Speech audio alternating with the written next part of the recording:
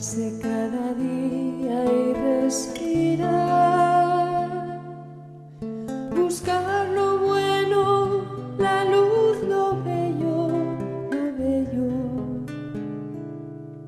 aquietar nervios, acallar miedos, confiar en lo bueno que vendrá, elegir mirar al otro con bondad.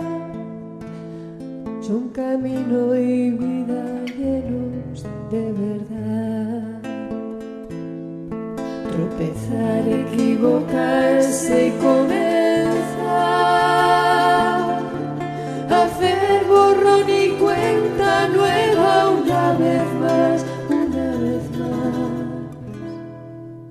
dejar que tu abrazo nos cure las heridas, alzarse de nuevo después de una caída, mirarnos en tus ojos que no dejan de esperar. Son camino y vida llenos de verdad, camino que recorrer acompañados, verdad que nos orienta a cada paso, y vida, esa vida que aligera los peldaños que subimos poco a poco de tu mano.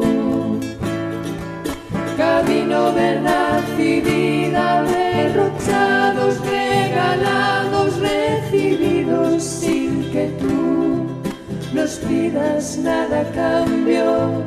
Camino, verdad y vida, sin fianzas, sin engaños. Camino, verdad y vida, para todos a tu lado.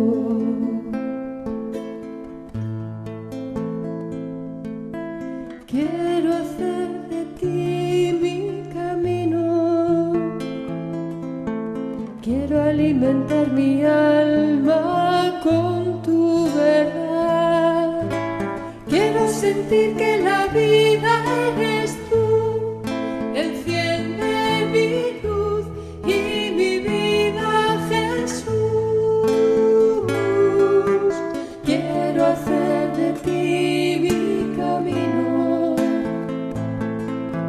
quiero alimentar mi alma con tu verdad, quiero sentir que la vida eres tú, enciende mi luz, quiero alimentar mi vida, Jesús. Quiero sentir que la vida es camino, enciende mi luz, quiero alimentar mi alma con tu verdad, quiero sentir que la vida eres tú, enciende mi luz y mi vida, Jesús.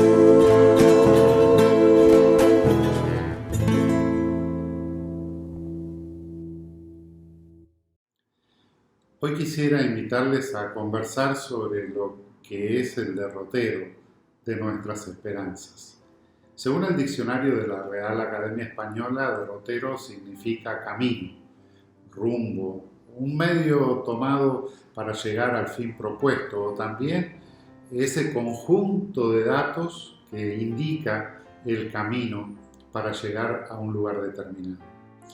Pero usted y yo sabemos que a veces llegar al destino, incluso mantenernos en el camino que anhelamos, parece tan difícil, confronta tantas dificultades. La ruta a veces se transforma en imposible, y ante lo imposible, humanamente somos tentados a desistir.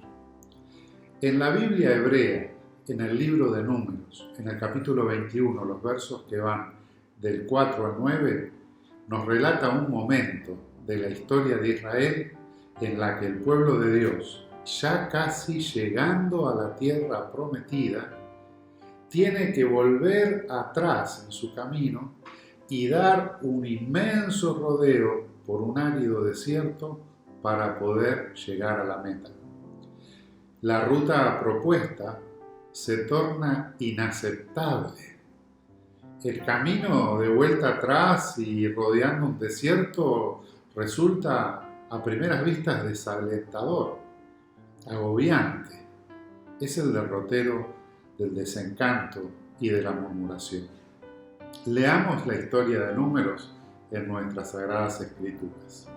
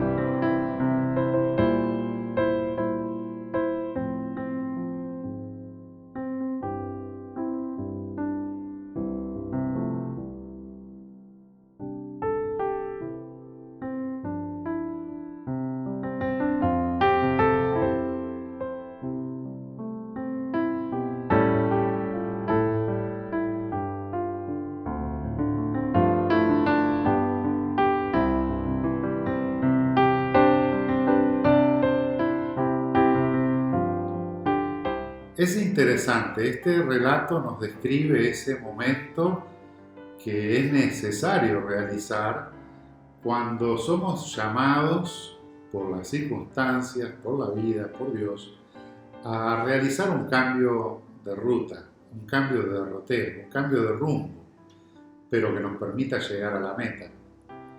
Pero qué difícil nos resulta a los seres humanos cambiar.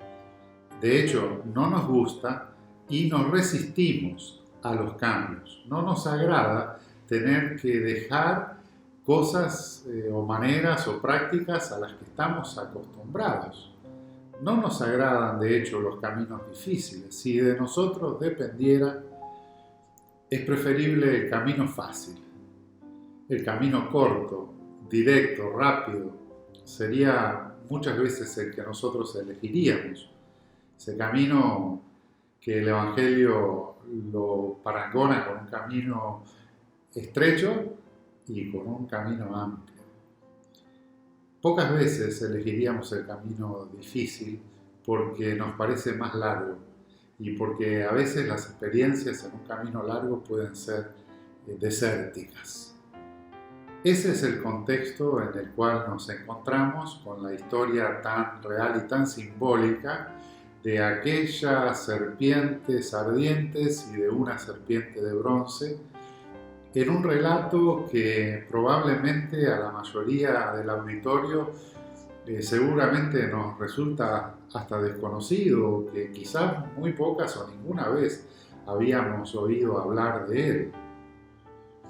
Qué llamativo que es, porque paradójicamente esta historia del pasado sucedido en un desierto es una historia que está pegada al texto más conocido de la Biblia cristiana del Nuevo Testamento. Está pegada a Juan 3:16, que usted puede recitar de memoria. Aquel texto que dice que de tal manera amó Dios al mundo que le ha dado a su Hijo unigénito para que todo aquel que en Él cree, toda aquella que en Él cree, no se pierda, mas tenga y obtenga la vida eterna. Sin embargo, a ese texto tan conocido del Evangelio, ese texto lema del Evangelio, muchas veces se lo desconecta incluso de versículos que están pegados a él. Se lee Juan 3:16, pero no se reflexiona en Juan 3:17, una afirmación que contiene una afirmación que de forma radical nos habla del amor extenso y abarcativo de Dios, que envió a su Hijo no para condena del mundo, sino para su salvación. Se deja a un lado esa segunda expresión de los mismos labios de Jesús transmitidos por Juan. Pero también se deja a un lado los versos previos en el Evangelio que hacen referencia precisamente a ese momento de la historia del pueblo de Dios en el desierto. Juan 3, versos 14 y 15 dice: y como Moisés levantó la serpiente en el desierto, así es necesario que el Hijo del Hombre sea levantado para que todo aquel que cree en él tenga la vida eterna.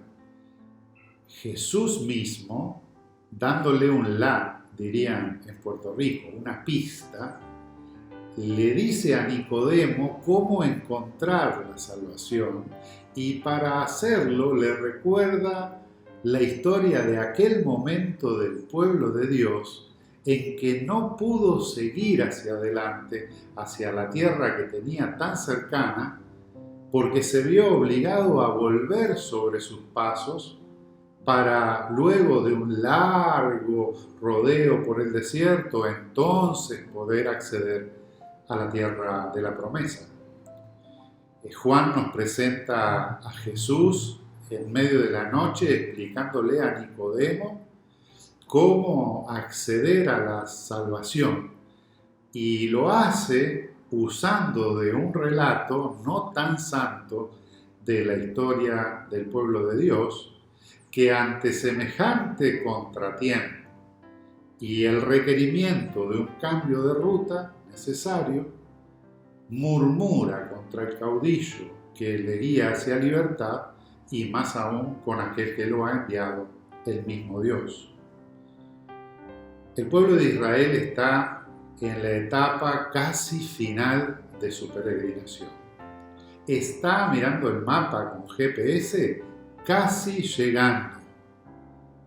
Sin embargo, ante la necesidad de cambiar el rumbo, de volver atrás y de tener que pasar por otra zona desértica, el pueblo nuevamente sucumbe ante la práctica de la murmuración y se queja a Dios de la falta de pan, de la falta de agua, al punto de decir que lo que Dios les está proveyendo en ese camino es una miseria, según relatan algunas versiones. Es un manjar miserable, es un fastidio para el alma. Dios los está pasando por el desierto alimentados con un pan light.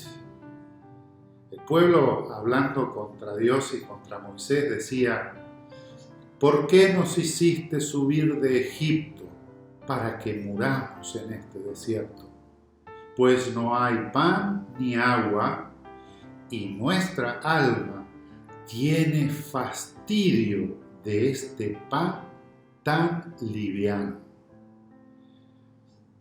Como en ocasiones anteriores y posteriores, y quizás hasta nuestros días, la actitud ingrata del pueblo los pone en una situación nueva que ellos mismos interpretarán como un castigo de Dios. Tanto se quejaban por ese pan liviano que hasta hastío sentían, y sin embargo las circunstancias históricas los pondría en una situación aún peor.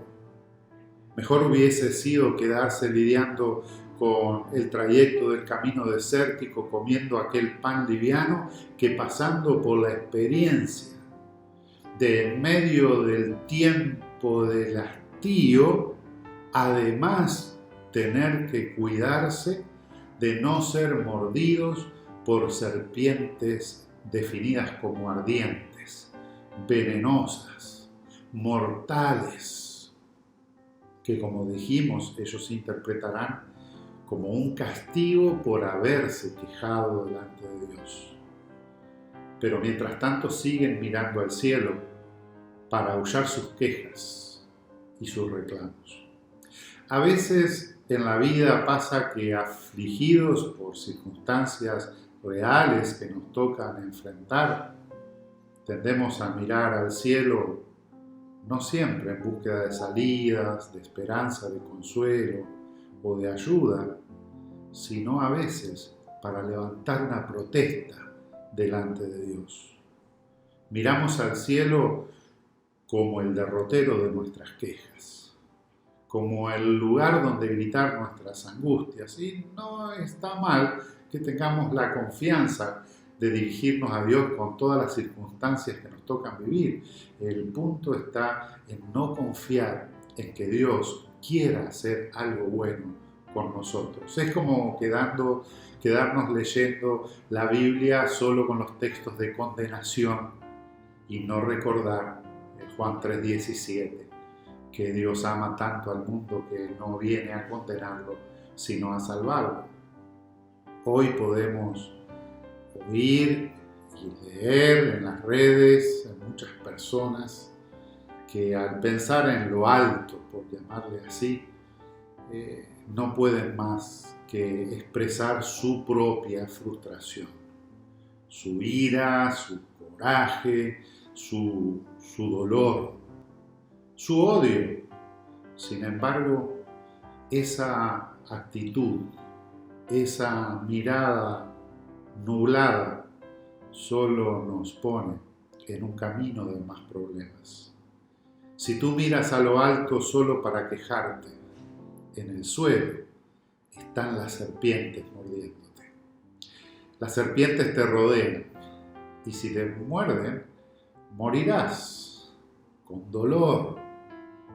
Puedes vivir quejándote, pero un mejor consejo es empezar a mirar distinto y darte cuenta que los desafíos, las serpientes de la vida, se pueden transformar por obra de Dios en un símbolo de salvación y no de condenación. Es decir, la misma prueba puede transformarse en una oportunidad para ver las provisiones y los cuidados de Dios sobre tu vida.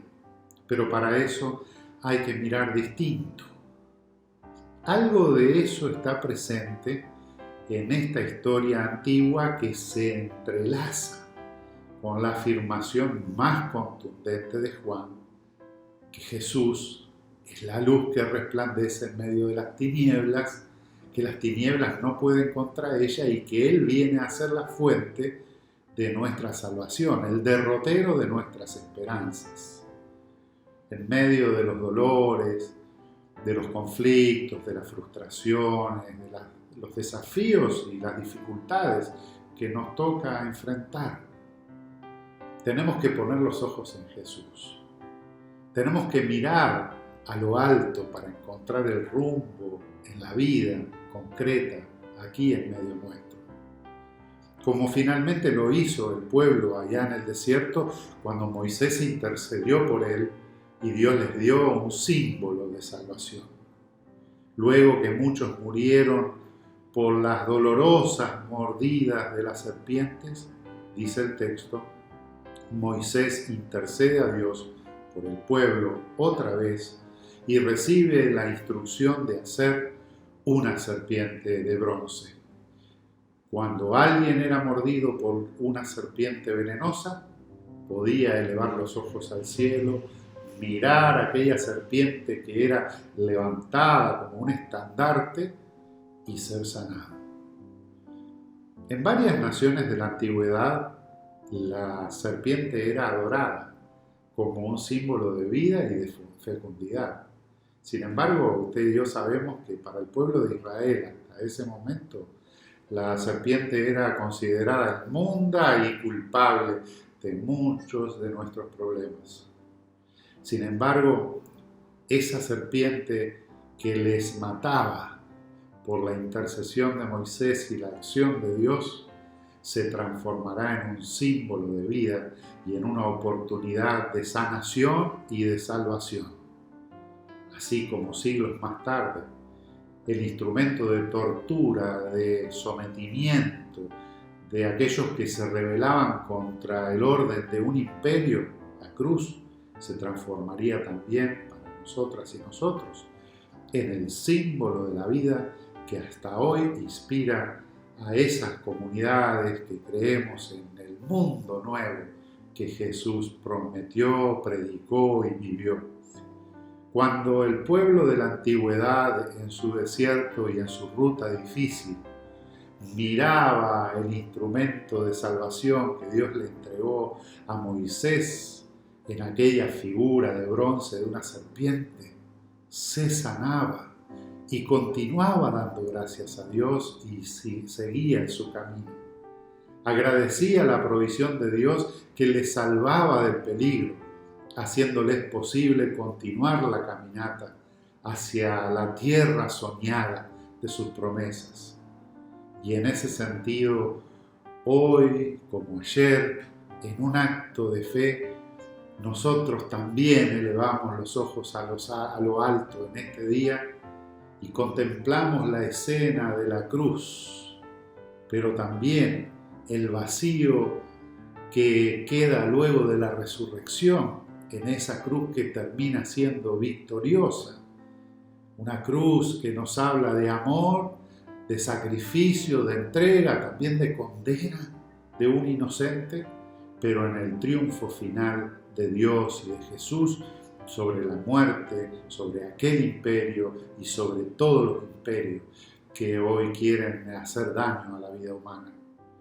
Creemos al mirar una cruz hoy vacía que Dios es quien valida ese mundo distinto al del emperador de Egipto que los esclavizaba.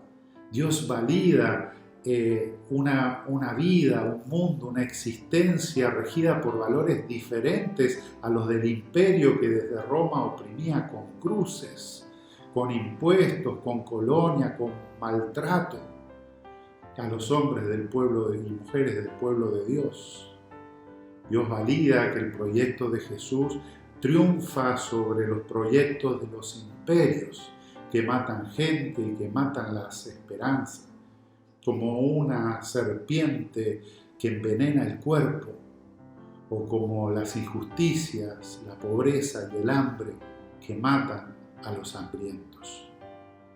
Ante esas circunstancias dolorosas de nuestra caminata, nosotros miramos al cielo con esperanza, con súplica, intercesión y esperanza, no con queja, sino con perseverancia, porque al elevar la mirada al cielo nos encontramos con un espacio de inspiración que nos da fuerzas para poder seguir muy a pesar de nuestras circunstancias, pero caminando con fe, con nuevos bríos, sabiendo que la serpiente venenosa no triunfará, que el poder del imperio que mata en la cruz no ganará, y que otro mundo es posible si vivimos inspirados en aquel que nos enseñó a vivir amando hasta la muerte. Hoy no miramos una serpiente en manos de un líder como Moisés.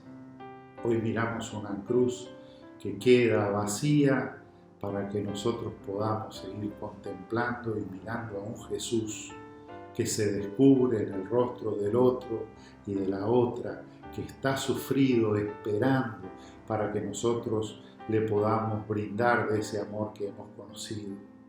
Miramos a lo alto, miramos a nuestro alrededor y descubrimos que amando Dios nos ama, que amando podemos dar una salida a esa situación de prueba de tantas personas que nos rodean.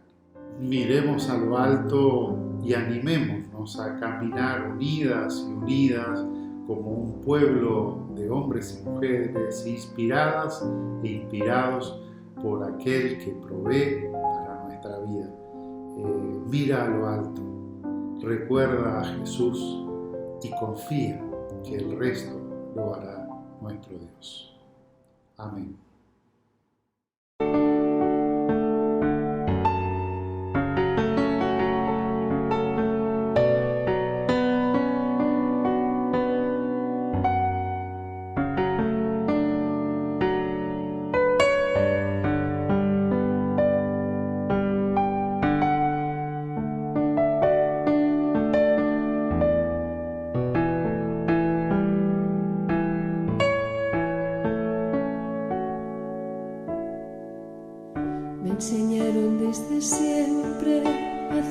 todo lo correcto. Me enseñaron a hacer todo lo que hace ganarse el cielo, a no buscarme problemas, a cumplir con mis tareas, para que al final mi alma pase por la puerta estrecha. Me hablaron de ser paciente, obediente y aplicado.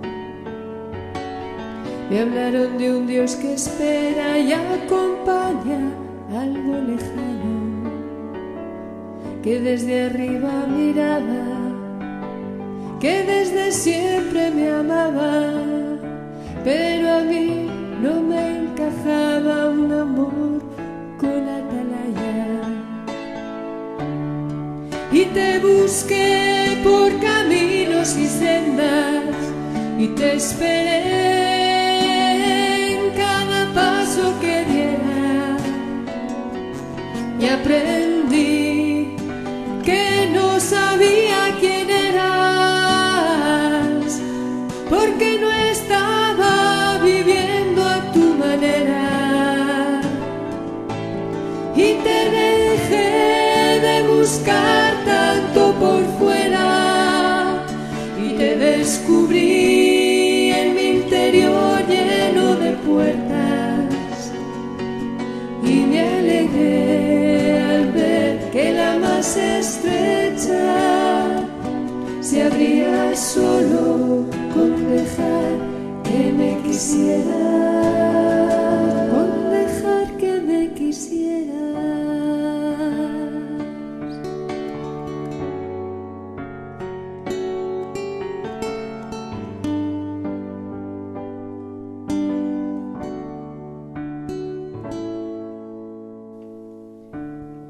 Me transformó tu amor que no me pide nada a cambio. Me transformó tu espera que deseaba mi abrazo. Comprendí que no era incierto, lo cuidado, lo correcto, pero para darle vida le faltaba al fin tu aliento. Y aprendí contigo que me quieres por mí misma, y aprendí contigo que no hay que apartar la vista, y que el cielo no se gana, porque el cielo es de a quien ama, y que las puertas no son tuyas pero se abren con tu ayuda. Y te busqué por caminos y sendas y te esperé en cada paso que diera, y aprendí que no sabía quién eras, porque no estaba viviendo a tu manera, y te dejé de buscar tanto por fuera, y te descubrí en mi interior lleno de puertas, y me alegré al ver que la más estrecha se abría solo con dejar que me quisiera.